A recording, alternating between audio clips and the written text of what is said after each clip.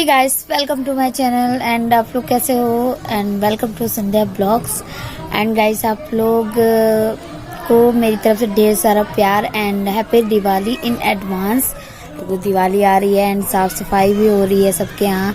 और गाइस, एक मुझसे गलती हो गई थी। एक्चुअली मैंने यहाँ जब साफ सफाई हो रही थी तो मैंने वीडियो शूट किया था, तो मैंने गलती से मुझसे डिलीट हो गई, इस वजह से मैं वीडियो नहीं डाल पाई। और वैसे भी मेरे घर में कुछ खास नहीं है यहाँ पर कि मैं वीडियो जैसा शूट करूँ, क्योंकि साफ सफाई होने के बाद जैसा घर है वैसे ही लगता है। कोई मैंने कुछ अच्छी ऐसी चीज़ नहीं वहाँ फिट करी है या कुछ कमरा नहीं सजाया, डेकोरेट नहीं किया, क्योंकि मेरा घर इतना अच्छा नहीं बना है अभी। तो गाइस, फिर भी जैसा है हम लोग के लिए तो महल है, रहने वालों के लिए तो एक छत भी काफ़ी होती है। तो हम लोग यहीं रहे हैं काफ़ी छोटे से। तो गाइस, मैंने सोचा कुछ वीडियो शूट कर लूँ, अपने दोस्तों के साथ बात कर लूँ। एंड गाइस, किसी को भी मकान लेना हो तो ये खरीद सकता है, सामने है मेरे, देख सकते हैं। तो एक्चुअली गाइस, ये हमारे सामने जो लेडीज़ है ना, ये मकान बेच रही है। अगर किसी को चाहिए तो ले सकता है, बगल में भी है तो ले सकता है। क्योंकि ये औरत थोड़ी गलत टाइप की थी, मैं बता दूं आपको, जो गलत जो गाड़ियां नहीं होती 4 व्हीलर, अभी इसका लड़का विनोद शर्मा अभी पकड़ा गया था 112 गाड़ियों के चक्कर में, लखनऊ ब्रांच ने पकड़ा था। एंड ये माँ बेटे हैं, 2 माँ है और 2 बेटे हैं, ये सब एक साथ करते हैं ये सारा काम। तो अभी मोहल्ले वाले सब अच्छे हैं, सीधे साधे हैं, बाकी केवल यही एक गलत औरत है, इसने यहाँ तक अपनी बेटी को भी भेज दिया है, तो वो किसी और की क्या होगी। तो गाइस, इसीलिए मोहल्ले वालों ने जब ऐतराज़ किया है कि इस गंदगी मोहल्ले में रहना सही नहीं है। एंड काफ़ी मेरी सिस्टर है, उसको भी किडनैप करने की कोशिश किया है, तो हमारा इसका केस भी चल रहा है। और एक और है सोनकर लोग हैं, उनकी भी लड़की के साथ इसने ऐसा ही किया है, तो उनका भी केस चल रहा है। हमारे मोहल्ले के 2 लड़कियों के साथ इसके लड़के ने किया है। तो मेरी सिस्टर को तो ब्लेट मारा था। मैंने बहुत पहले वीडियोस डाली थी लेकिन डिलीट कर दी थी, क्योंकि बातचीत हुई थी। मैं इसके टॉपिक में बात भी नहीं, अब बहुत सुकून है यहाँ, वो नहीं है तो बहुत अच्छा। नहीं तो मैं आती थी ना तो लड़ाई झगड़ा होता था। और गाइस, आपको मालूम है, इस लेडीज़ ने जो ये औरत है, इसने अफवाह उड़ा दी है कि मैं भाग गई हूँ ससुराल से, शादी के बाद। तो मेरे घर में मोहल्ले वाले आके पूछ रहे हैं, कह रहे हैं। और ये तो मैंने अपने हस्बैंड से उनकी बात कराई, मैंने कहा कि किसकी बातें आप सुन रहे हैं। सब हंसने लगे उसकी बातें सुन के। जो अपनी लड़की बेच सकती है तो उसके लिए दूसरी लड़की की इज्जत क्या होगी, कुछ नहीं होगी। तो हमारी आंटी लोग सब लोग आई थी घर पे, तो बोल रही थी कि ऐसा ऐसे, तो बोल रही थी। हमने मकान के लिए फ़ोन किया, मैंने कहा बोलने दीजिए, वैसे ये गंदी औरत है तो क्या बोल सकते, उससे अच्छाई की उम्मीद भी नहीं की जा सकती है। एंड गाइस, हम लोग 3 बहनें हैं, उसने बहुत बदनाम करने की कोशिश किया, हम ही को नहीं, मोहल्ले के पूरी। अब वो उसका था, मेरे पापा गरीब थे तो हम लोग बेटी को अपनी बेच देते, हम लोग बिक जाते, तो वो अच्छे थे।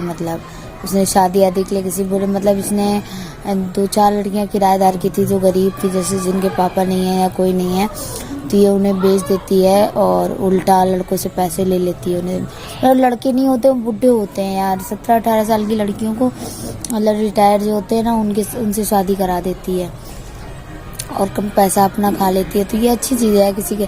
तो यही पीछे हमारे यहाँ से इसका विवाद चल रहा था बहुत पहले से।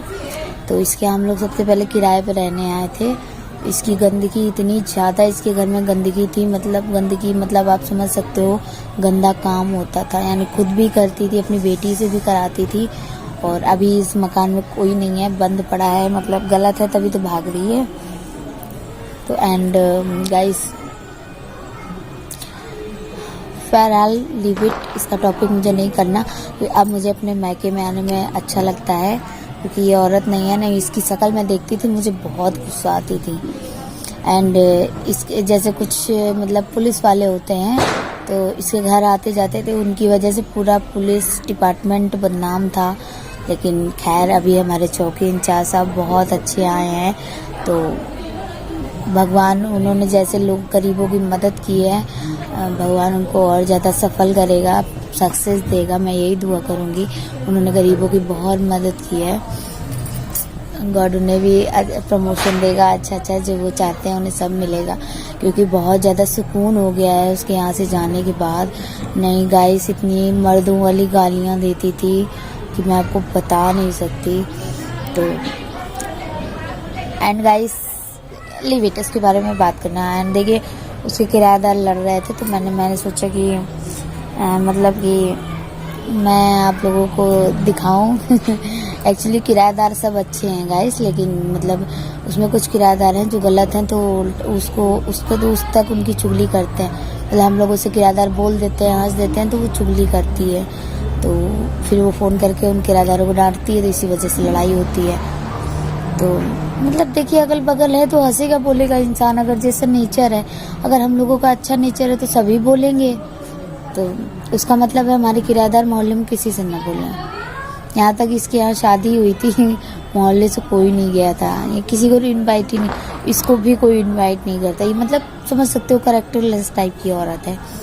अपने आदमी को तो इसने मतलब मेरे मकान के बगल में ही इसने मार डाला, हम लोगों के सामने। मतलब इसका बड़ा लड़का और ये मारते पीटते थे अपने बाप को, एंड बहुत मारते थे। बेचारे का LIC वगैरह कुछ थी, उसी के पैसे के चक्कर में कि ये मतलब बीमार हो जाए और मर जाए, उसे खाना नहीं देते थे गाइस। तो अभी वो कुछ दिन हुआ है ख़त्म हो गया बेचारा।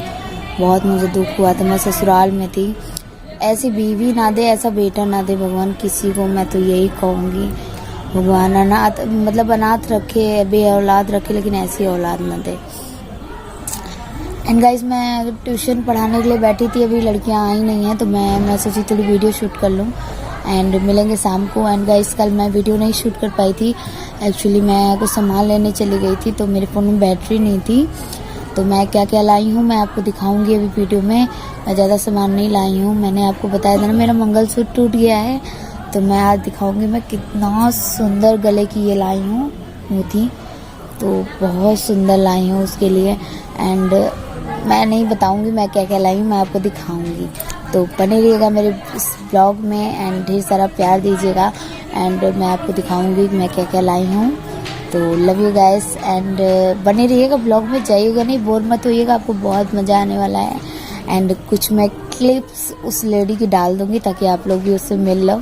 एंड ऐसी औरतों से सावधान रहिएगा, क्योंकि एक्चुअली मैं बताऊँ ये गाड़ी बनाने का काम करती हैं।